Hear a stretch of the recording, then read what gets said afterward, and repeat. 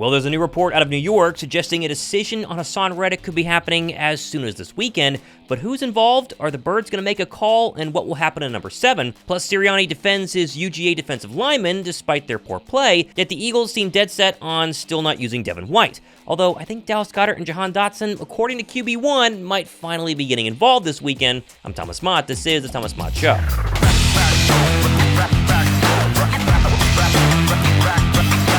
It really is kind of crazy that we're a Saquon Barkley drop away from feeling probably a lot different in Philadelphia this week, and yet some fans are now mashing the panic button, while others continue to emphasize, Thomas, it's only week 2. The Birds showed plenty of promise in certain aspects of their games against Green Bay and Atlanta. For instance, how about Eagles legend Deshaun Jackson? He's more on the panic side of things, telling K. Adam it's truly now or never for the Birds. There's no more time to say, oh, next year's our year. I think, this year is our year, and we have to make it our year. I think we're a Super Bowl contender. I feel like we should be in the Super Bowl. I just think, man, we'll see some great football from the Eagles, but we just got to figure out our identity. But then you have, say, Reed Blankenship assuring everyone yesterday the team is completely different than last season and no one is panicking inside the locker room. Oh, the guys in the room, in the locker room.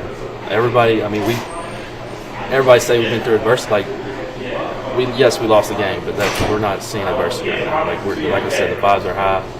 I trust everybody in this room. I'm very confident in them, and like I said, I'm happy to go to war with them again. So, if you ask me, I'm probably more on the panic side, but hey, I guess at least the offense has looked a lot better than I expected. For instance, we've had 2 weeks in a row now of Jalen Hurts absolutely looking money against the blitz, something his detractors were saying was probably the biggest flaw for the Birds' QB1 throughout his entire career, especially last season. Yet in one offseason under Kellen Moore, Jalen is now dicing up blitzes and looks extremely confident in his reads and knowing where to go with the football, something PHLY's Fran Duffy pointed out on his Twitter film breakdown from Monday night's loss. Atlanta's in more of a pressure look here, so you've got a bunch of guys up on the line of scrimmage, only 4 guys at the second and third level. They're disguising a pressure here, Atlanta, and so you're sending the nickel corner, you're dropping some linebackers out, there's safety rotation. This is a little bit more of a complicated pressure than some of these other ones that we're looking at. Jalen Hurts throws right into the void, knows exactly where to go with the football. He hits Dallas Goedert here. Goedert's able to drop step and get downhill for a nice little pickup against the blitz. Still though, no, the offense is not perfect. For instance, Dallas Goedert is being grossly underutilized for a team that is missing their top weapon in A.J. Brown. And while Goedert denies being frustrated, I think he's probably a little confused at least why the targets aren't coming his way. I was more frustrated in the loss than I was not having targets, not having receptions. Like I said, I thought we were moving the ball really well. We were running the ball really well. It's one of those things that you wish the outcome was different, but I felt like as an offense we were doing a pretty good job. Obviously, like I said, there was things we need to clean up to keep drives sustained. But no, it wasn't much frustration. Just was ready to look at the film and see what happened. Likewise, there's Jahan Dotson, who's definitely a different story. Like Goedert's at least gotten 7 catches so far in 2 games. Dotson, literally somebody who should be replacing an injured A.J. Brown, has 1 in 2 games. Hurts not even looking his way. Definitely issues there. But the press asked Jalen about the Dotson situation going forward, and it sounds like Hurts thinks Dotson just needs a little bit more time. I think he's going to come in and work every day. I'm excited, about him, obviously. I hate that we hadn't been able to put the work in the off-season and training camp and have time to really develop that chemistry. However, we'll have to put an emphasis on certain things to get guys involved, and we'll make plays. They'll make plays. When you don't have that time with Jahan to, develop that kind of chemistry in the off-season, what do you feel like you have to do during the season now to try to start to get that to come along? Conversations. We do a great job of doing that, the whole team. But I think offensively, the conversations that we have, the dialogue that we have, the things we discuss, and in terms of what we're confident in, and then going out there and expressing yourself and everyone feeding off of that confidence, I think that's where it comes from. Who do you have more faith in going forward? Do you think they're going to give the ball more to Jahan Dotson or more to Dallas Goedert, at least this Sunday versus the Saints? Give me your take down below in the comment section right now. Now, despite the offense looking great, the Eagles' league worst run defense is obviously a major concern. With highly drafted fixtures on the defensive line like Jalen Carter, Jordan Davis, and Nolan Smith, plus, of course, free agent Bryce Huff, goodness gracious, he's been bad, seemingly useless in stopping the run. Still, though, Fangio spoke to the media today and defended his players and took most of the blame for the poor start on defense. Yeah, it's been, we've obviously played a lot of nickel these first 2 games because the teams are playing a lot of 3 wides against us. So, most teams' normal reaction is to play a good bit of nickel. We just have to do a better job of coaching the guys on the technique and do the job better. I just haven't done a good enough job of getting that done. Not wholesale changes, no. We need to do a better job with me at the lead of preparing the guys to play with better technique and better discipline. With that said, do you think you have the talent up front to get that done? Yes. What makes you convinced that you do? Because I've seen these guys play, and I believe we do. Oh, when asked about Bryce Huff's complete lack of doing basically anything, Fangio did confirm that Huff is still going to be their starter despite, again, the poor play. Yeah, he's still going to be the starter, but we're mixing those guys in, as I know you know, and we'll continue to do that. What have you seen out of him to this point? What's your evaluation? He's still learning how to play, the total game and not just rush situations, but he's working hard at it, and we're going to stick with him. Now, when it comes to Jalen Carter, I'm still a little confused over this random suspension for the first series versus the Falcons. Like, he's supposed to be not only the best player on this defense, and obviously the defense has played really poorly, but the leadership qualities, I just don't think they've really shown where they need to be at here in year 2. And while it might be much to do about nothing because he was only suspended for one series, not like he was suspended for an entire game or entire half, I thought BG's answer on the whole Jalen Carter suspended situation is at least interesting to hear from the savvy veteran. Well, you know what? My message always to him, man, just continue to be a professional like you do. Stuff gonna happen. I know for him, he's come way farther than than when he started. And I'm not nobody's beating him down, but you do gotta. That's just like with anybody, with my kid. I'm gonna make sure when they do stuff, let them know, hey, you gotta get punished for this. As much as it hurt me to do, I gotta do it. And so it's the same thing. They don't want to do it, but if you do stuff, how else you gonna learn? And I know for JC, he took accountability. For him, he want me to go out the right way, and I know, and I believe that when he say that, because I see him already on just controlling himself in pressure situations. Of course, he got the first one of personal foul or whatever, but I know who I'm dealing with. I know the guys I'm messing with, so I try to be there for him in times where it got a little heated, and it's like, look, man, this is what you told me. I can always hold you to your word, so I try to bring that out when stuff is happening. Sometimes it works, sometimes people ain't trying to hear it, but I get it.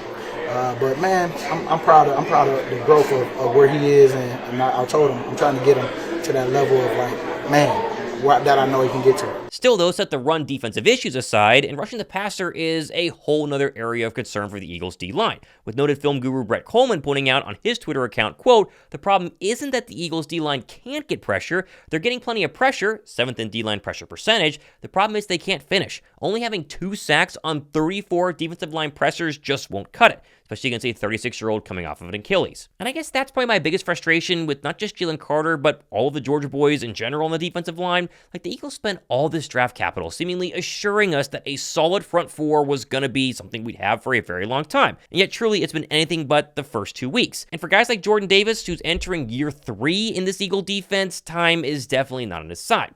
Still, though, I guess if you take the Birds head coach's word for it, he assured the media yesterday he has a ton of confidence in all of the most recent defensive draft picks. Yeah, I think all 3 guys have showed moments of having a lot of good plays, and all of them have had bumps too. But that's every player, right? That's not just limited to those guys. Like, we're 1-1 at this particular point, so there's going to be good plays, there's going to be bad plays. But a lot of confidence in those guys and their abilities why we drafted them in the first place and what they can add to our defense. But we got to be better as a whole, better coaching, better playing on offense, better playing on defense. Now, in staying with sacks being an issue, you'd think that if you had a problem getting to the quarterback, you'd try everything, right? Every different combination of pressures and players to make sure you could get to the quarterback. And yet Devin White, who we were told was your best blitzing linebacker all training camp long, was yet another healthy scratch for Monday night. Seemingly unthinkable just a few weeks ago. And honestly, I gotta give some credit to White for at least holding his head high and acting like an absolute pro in front of the media despite not getting to play, because I'd honestly be furious. I don't know. I think I've been through a lot in my life, good and bad, open and public, private, and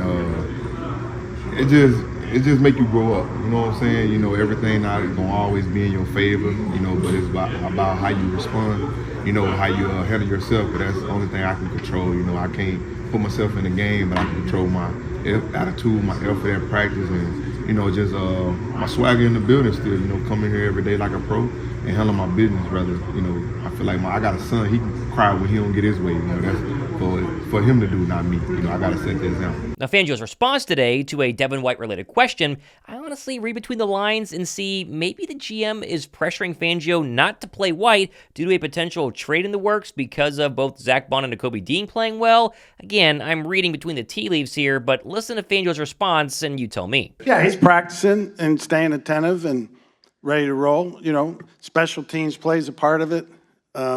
Yeah, he's ready and available. Now, I have read your comments, right? Why not just give White a shot to maybe be a pass rusher? Maybe move him over to edge, let him rush the passer, bring him in on blitzing downs. Why not try Zack Baun at edge rusher, his kind of normal position, move White back to linebacker? I've seen everybody asking, why can't we just mix up the pass rush options and at least try something new versus the Saints? Still, though, when it comes to pass rush, the edge rusher we all keep asking about is obviously Haason Reddick. And while no, the Eagles have not signed him, we did get a pretty significant update yesterday when ESPN's Dan Graziano said, quote, keep an eye out this weekend and early next week for a potential movement on the Haason Reddick front with the Jets.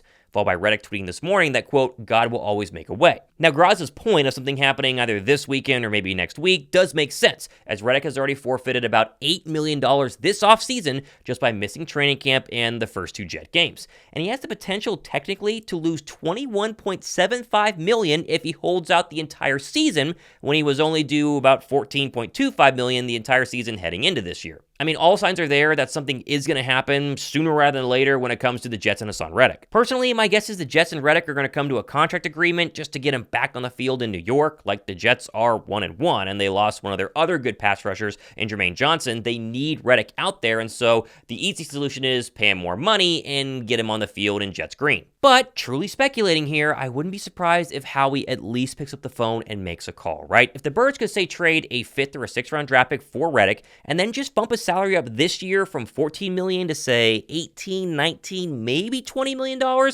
with the ability to hit free agency next year and get a massive new contract, would Reddick at least be interested in it? Obviously, only Reddick knows for sure, and if you would have asked me this maybe 2 months ago, I would have said absolutely not, because he clearly wants that $25 million a year, 3-year deal that he basically got traded away from the Eagles because he wanted that deal. But at this point, 2 games into the NFL season, clearly at odds with the Jets, maybe returning back to the team where he had an incredible season last year despite struggling at times. He had double-digit sacks. Could be the best move for Reddick not only in 2024, but going forward and trying to get that highly coveted contract that we continue to talk about. Now, obviously, I have no idea. As of filming this, we don't know what Reddick is going to do. We're just going off the new report that Haason Reddick and the Jets are going to have movement on either a contract or a trade, hopefully this weekend. Be sure to subscribe, hit the notification bell to stay tuned. We'll cover it all here. I'll put it at a 10% chance he comes back to Philadelphia. That might be a little generous, but curious what you guys think nonetheless down below. Now, a couple of quick points heading into the Saints game this weekend, because we keep focusing on what happened with the Falcons on Monday night, and honestly, rightfully so.